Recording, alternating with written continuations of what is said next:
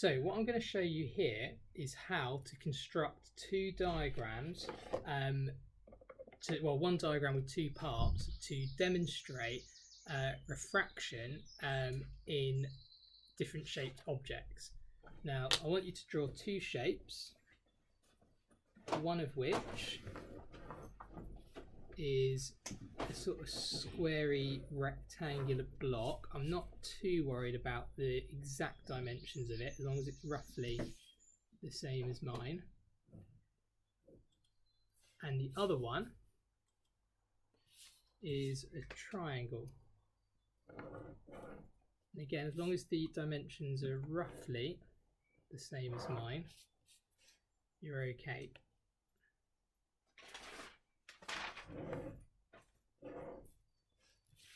Now, there's three rays we're going to investigate here. We're going to have a ray that is coming straight in like that. We're going to have a ray that's coming in at an angle like that. We're going to have another ray that again is coming in at an angle to the triangular block like this. Now, I've sort of kept this relatively simple so that you can draw your own versions of this down in your books.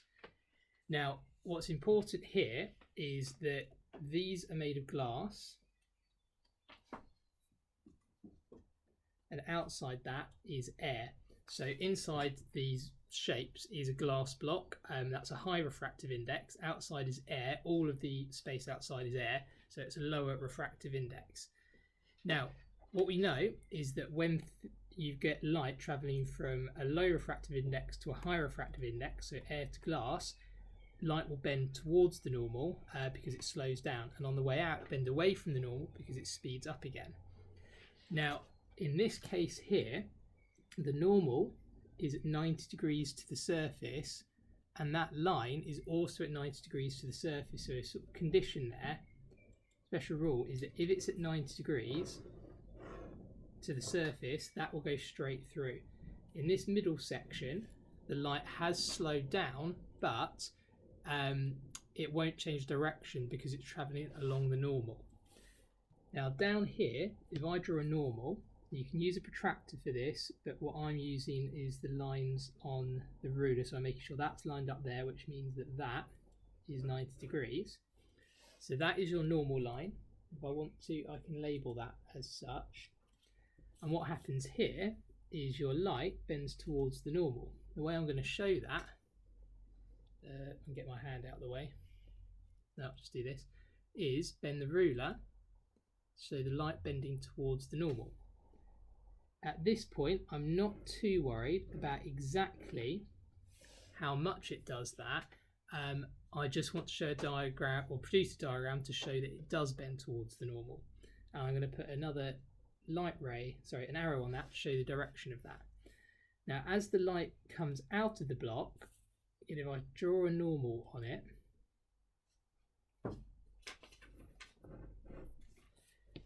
it can't bend this way again because that would be getting closer to the normal. So the light ray has to bend that way and bend away from the normal. So it's got to have the pen there and bend away. But a special condition here is that because what the refractive index of what it's going to is the same as, the ratio here is the opposite of the ratio here. When it comes out, it's going to be parallel to this ray. So I'm just using the ruler to make sure that my ray, when it comes out, is parallel to this one. Okay. Now, the triangular one, what I'm going to do again is draw a normal at 90 degrees to the surface.